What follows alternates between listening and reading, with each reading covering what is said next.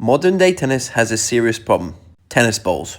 The balls are heavier, more fluffed up, and they're traveling through the air slower. The longer you play, the more rallies you play, the fluffier or the bigger the ball becomes and it's slower. Everyone can stay in the rally now. This is creating longer rallies and longer matches, but also increasing the amount of injuries with the players. Because of COVID, the companies had tried to cut costs and they're using a different rubber material now, which makes the tennis ball between 30 and 60% slower. What happens now with the tennis balls is that the air and the pressure leaves the tennis ball because of the material. The material doesn't keep it inside. So it's not only that the ball fluffs up, the pressure of the tennis ball drops drastically. And what the ATP is trying to do with that more durable ball that they're using in Dallas is try to find a ball they can use on clay, hard, and grass. But the problem is with that more durable ball, the felt is actually getting bigger. So, you're seeing the injuries and you're hearing these players talk about, we can't hit the ball past the service line. We're having to swing so hard. So when the ball comes out of the can, they're new, the felt is compressed, it almost feels a little bit smaller in your hand,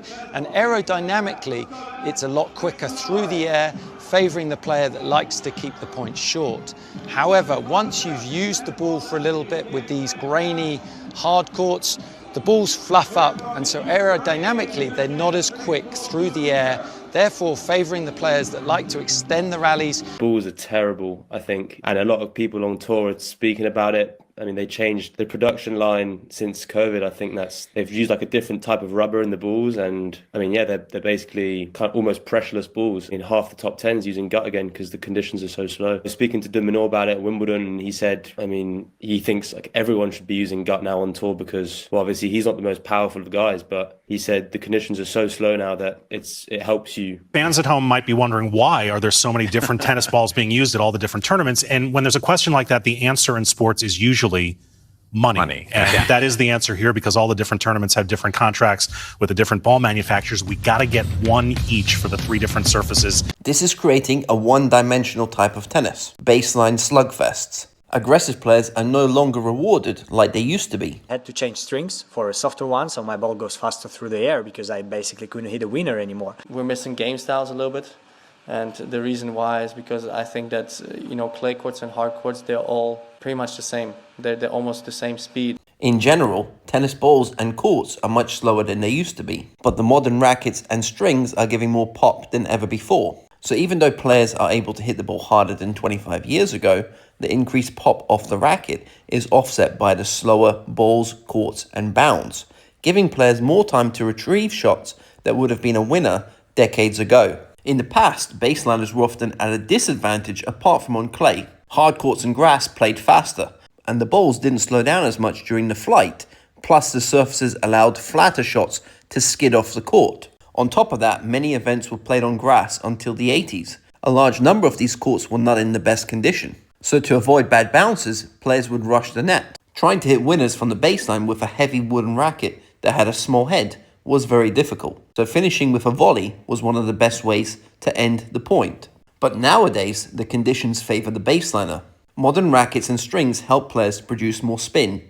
This increased RPM makes it easier to dip balls into the net rusher's feet or produce passing shots from previously impossible positions. And since the ball bounces higher and slower, this gives the baseliner much more time to defend and get in position.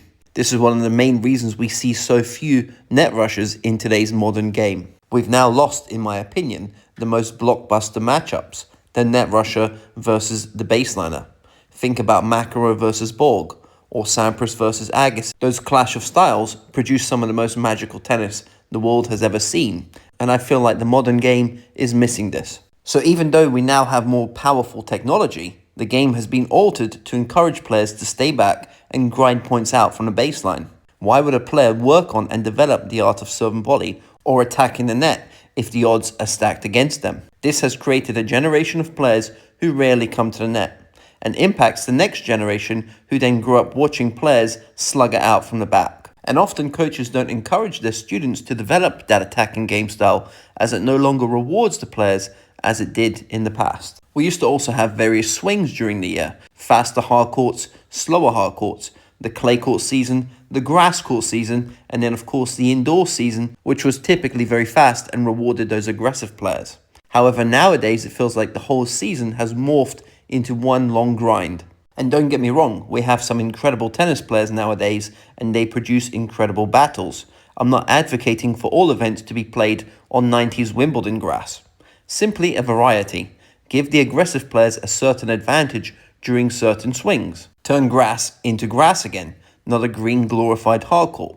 Even the odds so that players would be rewarded for attacking the net more often during certain periods of the year. That's just my opinion. What do you think? Let me know in the comments below. I look forward to reading them, and let's have this open discussion about the future of our great sport, tennis. Signing off, Coach Simon.